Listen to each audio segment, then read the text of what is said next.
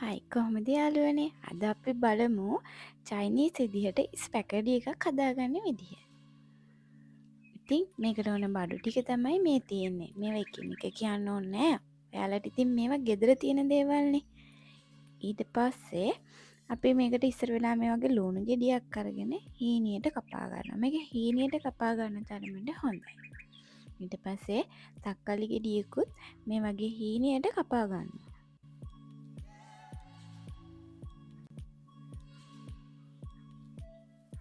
ඊට පස්සේ ලුණු කොළ ටිකක් අරගෙන ඒකත් හීනියට කපා ගන්න ඕනේ.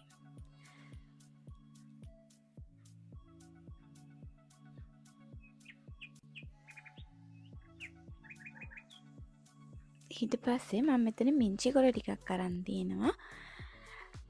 ඔයාලට තියෙනවා නම් ගන්න, නැත්නම් ඉතින් ප්‍රශ්නයක්වත් නැහැ. තියෙනවා නම් මේ වගේ හීනියට කපලා ඒකත් පැත්තකින් තියාගන්න.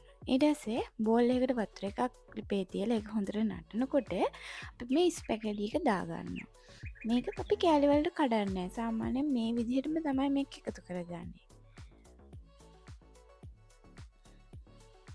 හොඳට නටන වතුරට මේක එකතු කරගෙන මේකට ලුණු ටිකකුත් එකතු කරගන්න. ඊට පස්සේ හොඳට තැම්බුණාට පස්සේ මේක මේ වතුරෙන් අයින් කරගන්න ඕනේ. මෙන්න මේ විදිහට අපි මේක වතුරෙන් අයින් කරගන්නවා.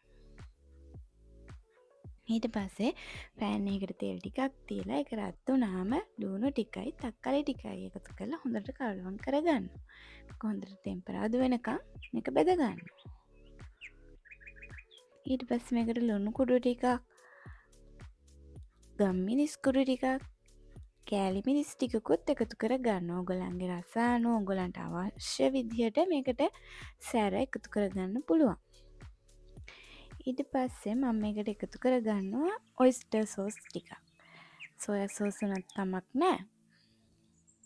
ඊට පස්සේ තක්කාලි සෝස් ටිකකුත් එකතු කරගන්නවා. ලස්සන පාටක් එනවනේ එතකොට. ඊට පස්සේ මේක හොඳට කවලම් කරලා ඊට පස්සේ මේකට වතුර ටිකක් එකතු කරගන්න ඕනේ. ඔයාලා ස්පැගටි තියෙන ප්‍රමාණය අනුව වතුර එකතු කරගන්න. ඊට මේක හොඳට තැම්බෙන්න අපි ටිකක් වෙලා තියෙනවා. තැම්බුණාට පස්සේ මේ තම්බගත්තු ස්පැගටි ටික මේකට එකතු කරගන්න. එකතු කරගෙන හොඳට මේ සෝස් එකත් එක්ක මේක කවලම් වෙනකන් අපි හොඳට කවලම් කරන්න ඕනේ. ඉතින් අපි කඩෙන් ගන්න ඕනේ නෑනේ.